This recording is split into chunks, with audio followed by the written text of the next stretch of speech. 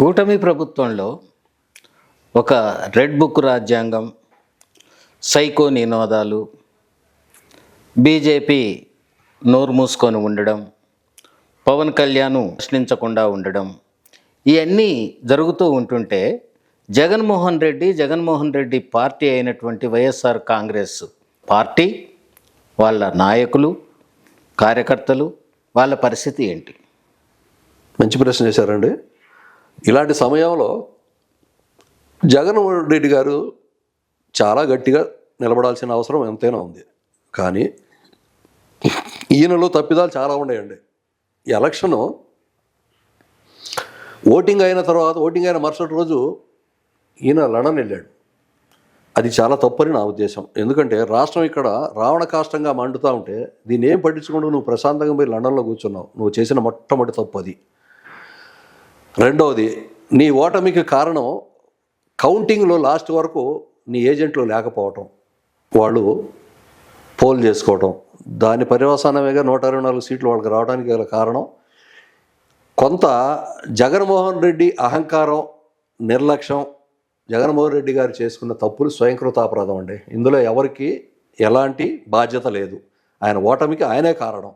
ఎందుకు అంటే నువ్వు ఎమ్మెల్యేతోటి సక్రమంగా ఉండవు, ఎమ్మెల్యేని రానివ్వు, ఎవరో ఒక రాజ్యాంగేతర శక్తుల్ని గమనించవు,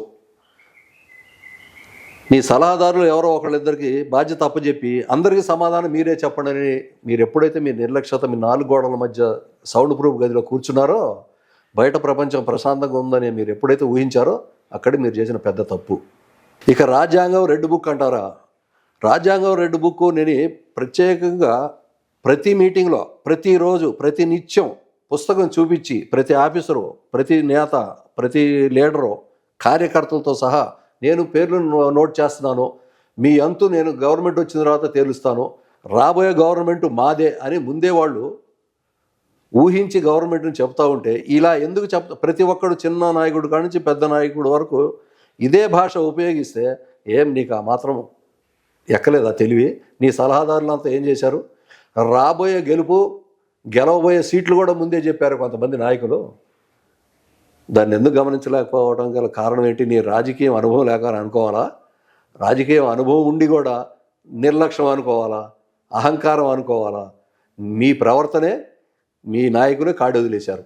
మాతో పని లేదు, వాలంటీర్స్ తోటి అన్ని పనులు చెప్పి మీరు ఎప్పుడైతే నిర్ధారణకు వచ్చారో మీ పతనం ఆ రోజే స్టార్ట్ అయింది. మీ ఓటమి కారణం అదే అయ్యింది. కానీ ఇప్పటికీ కూడా మీరు రియలైజ్ అవ్వక, ఇప్పటికీ మీరు జననాడిని తెలుసుకోక మీరు ఇంకా మూర్ఖంగానే ముసుగులోనే ఉంటే మీకు రాబోయే ఎలక్షన్లు కూడా మీరు గెలుస్తారనే గ్యారెంటీ అయితే లేదు. ఎందుకనంటే వాళ్ళు చేయకుండానే ప్రచారం చేసుకుంటారు, మీరు చెప్పి ప్రచారం చేసుకోలేరు. మీ ప్రవర్తన ఏందయ్యా అంటే రెడ్ బుక్ రాజ్యాంగాన్ని అమలు పరుస్తున్నానని చెప్పి అతను ఎంతసేపటికి చెప్తా ఉంటే మీరు ఖండించలేకపోవడం కారణం ఒకటి. అయితే రాజకీయంలో మీరు అనుభవం లేకపోవడం అని నా ఉద్దేశం. నేను అనుకున్నాను అనుభవం లేకపోవడం అని అనుకుంటున్నాను.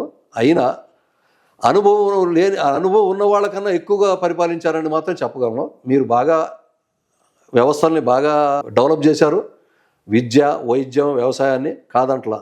కానీ మీరు అదే అహంకారంతో నేనే నా పథకాలే నన్ను గెలిపిస్తాయి అని చెప్పి మీరు ఎప్పుడైతే ఆ అహంకార ధోరణితో ఉన్నారో అది మీకు ఓటమికి కారణం. మెయిన్గా మీరు ఓడిపోయారు. ఇప్పుడైనా రిలీజ్ అవ్వట్లా. ఇప్పటికి కూడా నేను ఎక్కడ పోగొట్టుకున్నానో అక్కడ దేవులాడుకోకుండా మీరు ఇప్పటికీ కూడా నేను ఇంతమందికి సేవ చేస్తే నా ఓట్లు ఏమైపోయినా ధ్యాసలోనే ఉండాలి తప్ప ఓటర్ ఏం కోరుకుంటాడు, ఓటర్కి ఏం అవసరం, కార్యకర్తకి ఏం అవసరం, కింది స్థాయి నాయకులకు ఏం అవసరం, కింది స్థాయి నాయకులు మనం ఎట్లా కలుపుకొని పోవాలా, మమేకంగా ఉండాలా, ఆ ధోరణిని మీరు వదిలేయటానికే మీరు ఓడిపోవడానికి గల కారణం.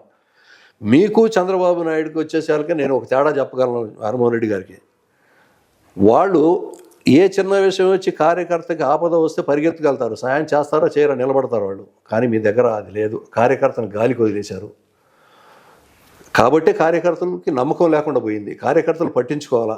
మీరు ఎదటి పార్టీ వాడికి మెజారిటీ అని తెలిసి తెలియక ముందే మీ ఏజెంట్లు లేచి వెళ్ళిపోయారు బూతుల్లో నుంచి. దాని పర్యవసానమే 49 లక్షల ఓట్లు ఆంధ్రప్రదేశ్లో అదనంగా పోలేనని చెప్పి లెక్కల్లో తేలటానికి కూడా కారణం దాన్ని ఏమైనా విశ్లేషించగలిగారా మీరు? దాన్ని ఏమైనా కనిపెట్టగలిగారా? ఏం చేయగలరు? అతని ధైర్యం నిర్భయంగా చేశాడు. ఏం తెలుసుకుంటారో తెలుసుకోమన్నాడు. మీరు తెలుసుకోవడానికి ఇంకా 5 సంవత్సరాలు పట్టింది. ఈ లోపల మళ్ళీ ఎలక్షన్ టర్మ్ వచ్చింది. ఏం తెలుసుకోగలరు?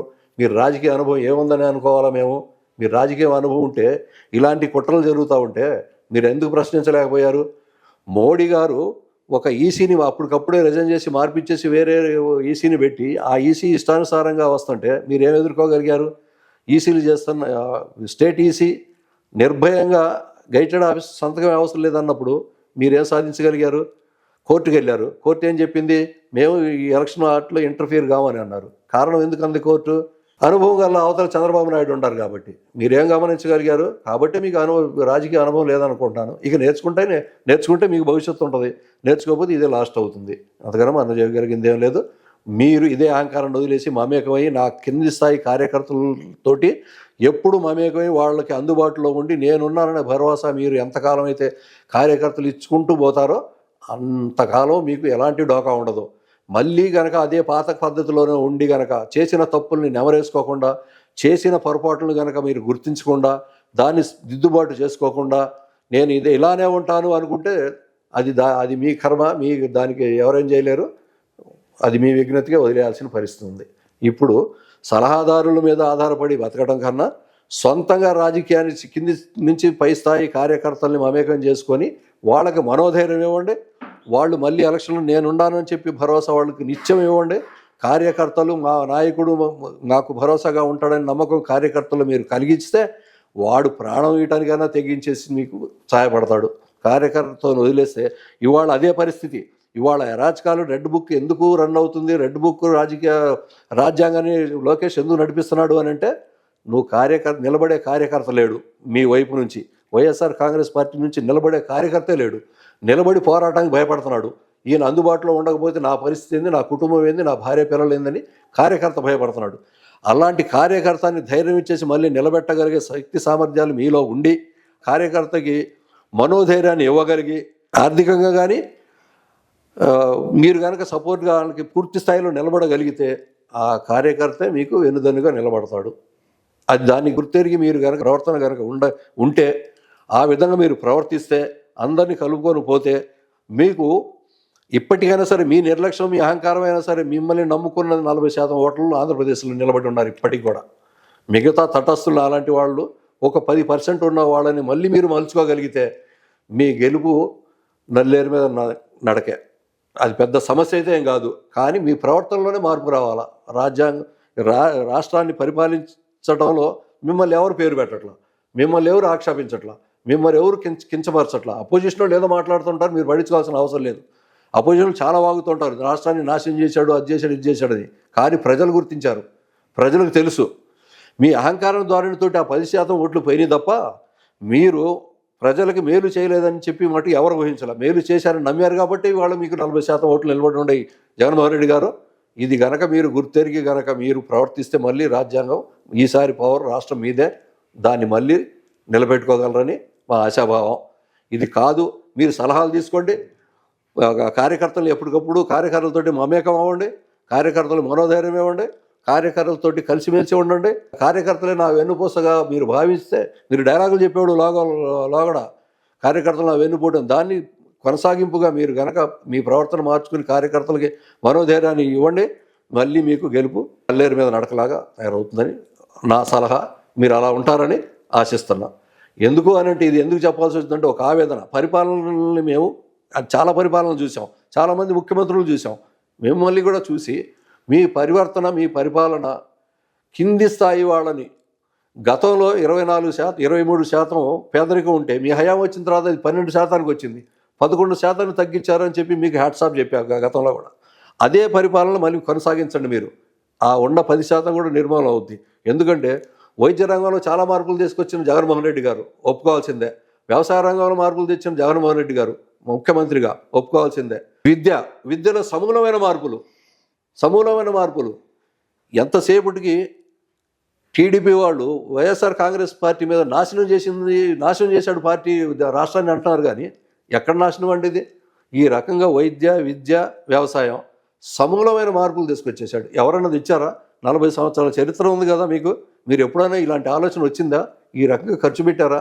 చిన్న చిన్న పిల్లలకి అఫీషియల్గా రోజుకు 2 రకాలుగా టైం టేబుల్, స్కూల్లో టైం టేబుల్ బుక్స్ లాగా టైం టేబుల్ ప్రకారం పెట్టి పిల్లలకి మెనూ ఇచ్చి చిన్న చిన్న పిల్లలకి అలాంటి విద్యను అందించి అలాంటి స్కూల్స్ శుభ్రమైన స్కూల్స్ కట్టించేసి మనోధైర్యాన్ని ప్రజలు వాళ్ళ తల్లిదండ్రులు మనోధైర్యాన్ని ఇచ్చిన ముఖ్యమంత్రి, ఏకైక ముఖ్యమంత్రి జగన్మోహన్ రెడ్డి అని ఎప్పటికీ చెప్పగలను. నేను చెబుతూనే ఉంటా. అదే ప్రవర్తన ముందు కూడా కొనసాగిస్తే.